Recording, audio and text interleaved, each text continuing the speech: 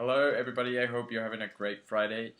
Sorry I can be there today to present, but I'm going to use these new technologies in order to do it. Um, what we're going to talk about today is how was diplomacy during Lázaro Cárdenas' presidency. Um, we're going to discuss several historical events that changed it and made him take several actions and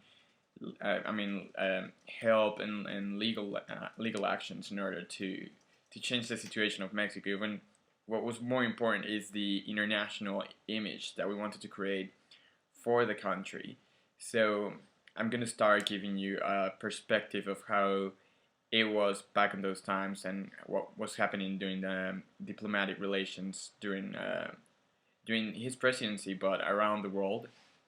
And I want to give some examples of ambassadors that were working at Mexico and what was going on in order for you to create your own opinion and idea of how it really was, because it was just the beginning of it, and Lázaro was one of the first presidents that took care and took matter in this situation. So, well, as you know, he was the president of Mexico during from 1934 to 1940. His political party was the Party of the Mexican Revolution.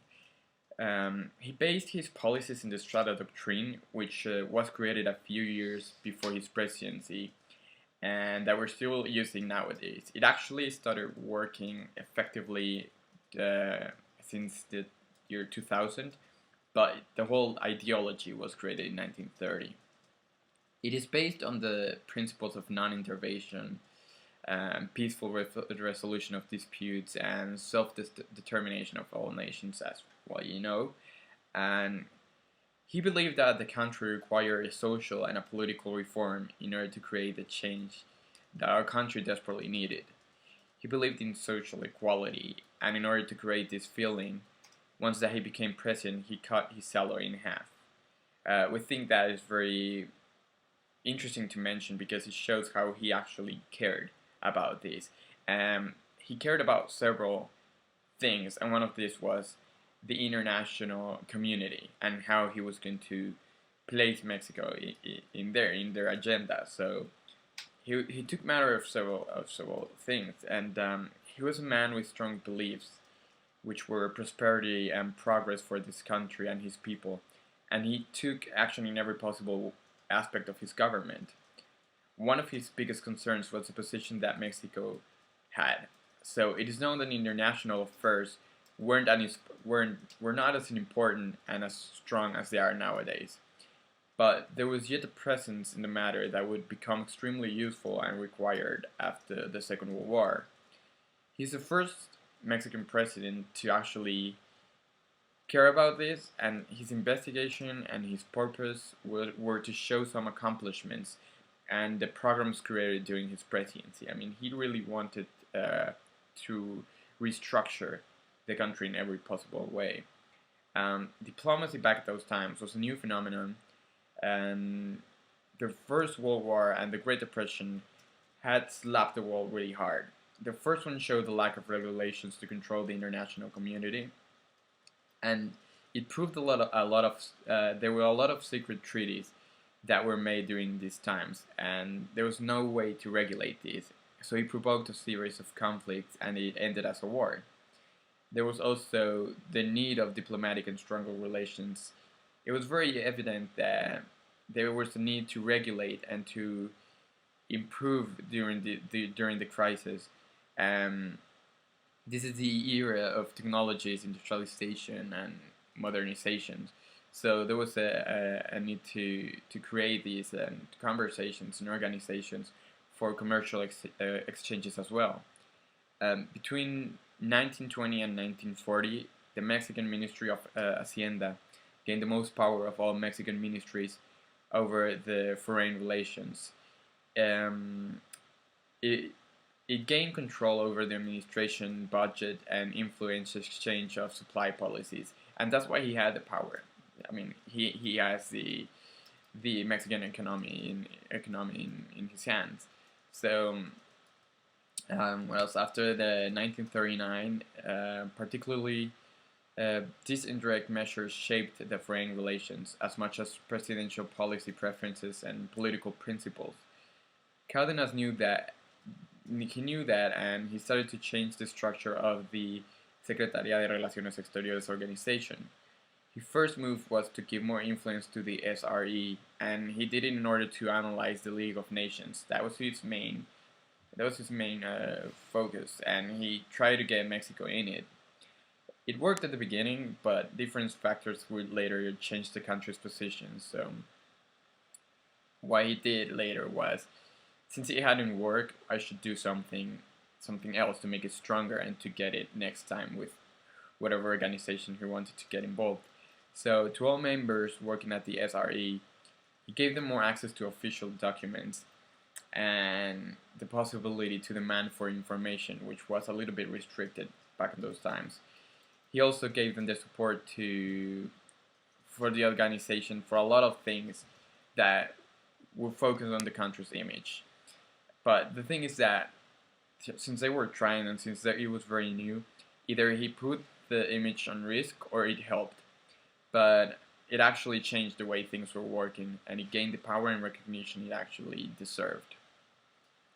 During the first years of the Cardenismo, as it is later recognized, Mexican foreign ministers expanded the SRE's diplomatic department from 3 to 6 sections. And there was the diplomatic personnel, the treaties and conferences, the League of Nations, which will be changed later, the Pan American Affairs, the Borders and International Waters, and the ceremonial section. By the time Lázaro Cárdenas had broken with Plutarco Elías Calles, which was the former president that kept being in big influence during these following periods, Mexican legalizations and embassies sent reports back home on regular schedules. This would become stronger, and they would keep on giving any type of information that they had based on the other countries that they have access to. This will later come, in several years later, to what would become the expropriation and the way they would treat it with countries like the United States and Great Britain. Then we have the emergence of Mexico in the matter. It was notorious, but it wasn't good at all times. At the beginning, Mexico was critiqued by several countries for its lack of professionalism and protocol knowledge. When reports were unsatisfactory, the SRE feedback was very harsh. For example, in 1938, the head of the ministry's diplomatic department evaluated a report by the Mexican legation in England, and he actually said this, and I'm going to quote, I'm going to check it. He said, "Your information was not appreciated at all. Its style is a disgrace to the Mexican Foreign Ministry." So this lets us create our own conclusions about its development, and it also shows us that there was an initiative to improve the foreign relations, but it was so weak and its influence and power that it wasn't at the level of the most powerful countries at the time.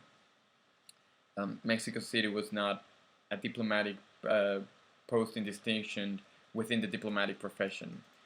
34 nations had diplomatic relations with the Mexican government in 1935, but only 8 considered Mexico important enough to give their representation the rank of embassy. 7 of them belonged to the American nations, which were Argentina, Brazil, Chile, Cuba, Guatemala, Peru, and the United States. And of course the 8th, and we're going to talk about it in a while, Auralia will talk about it in a while, is the governments of the Republic of Spain. This shows us that even though during this period there was already a diplomatic environment that was being created, there was still the lack of importance to that matter. It would become stronger after him, but he placed the seed for something else to grow later. And I think that that's what we're trying to do right now, is that to show that even though there was a lack of professionalism and results, he actually tried to do something. He actually tried to change and to get some of the budget directed to it. And we want to show some of the failures. I'm going to talk about two ambassadors who were in Mexico during those times, the period. And for example, the ambassador of Brazil. In 1935, he was the dean of Mexico's diplomatic corps, and his name was Abelardo Rocas. He had come to Mexico in 1932, but he failed, however, to turn this ceremonial position into a political clout. He was known in magazines and a lot of documents saying that he was not doing his work, but he was kind of like working for a soap opera in our country. Um, from the beginning of his tenure, Mexico City society paid more attention to his sexy Chilean wife than to these diplomatic initiatives. What happened is that they didn't care about this, and they didn't care about the media and their careers, and they didn't even care about losing their job in Mexico. So they care more about their relations. And what happened is that his wife from Chile, he he didn't care about. He only wanted power.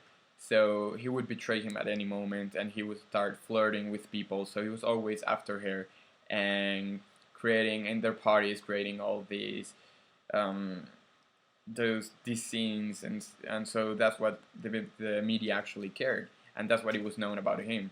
So he wouldn't actually even show up at the parties, and he wouldn't do anything because of this. So this shows how they didn't even care about Mexico. They were just here because they needed a job and because they were sent here, but they didn't even care. And there was also an ambassador from Chile. His name was Manuel Bianchi, and he was very professional. He was serving in Berlin. He was also serving in Panama and Cuba, and as well as the Pan American Conference system. But then he was sent to Mexico, and he didn't care a lot about Mexico. He cared more about his wife. So, and his wife was afraid of big cities. So what he did is that he lived in a small villa outside of Mexico City, far away from the repetitious but obligatory diplomatic social life. So they didn't attend to any reunions. They would miss important meetings because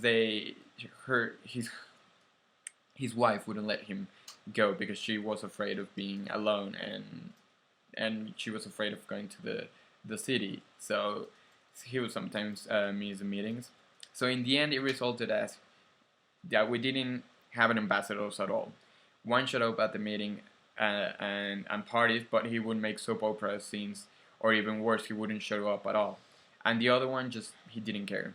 So if we add these personal difficulties of these individuals in the political tension between the conservative governments and their increasingly leftist Godinez administration, it is not a surprise that the representatives of the ABC countries played a very limited role in Mexico. So now we're going to be more specific. We're going to talk about the expropriation and the Spanish crisis to see the legal actions and how it was taken. But first, we wanted to talk a little bit about a general panorama of what Lazaro did, and I think now it's the turn for Oralia to talk.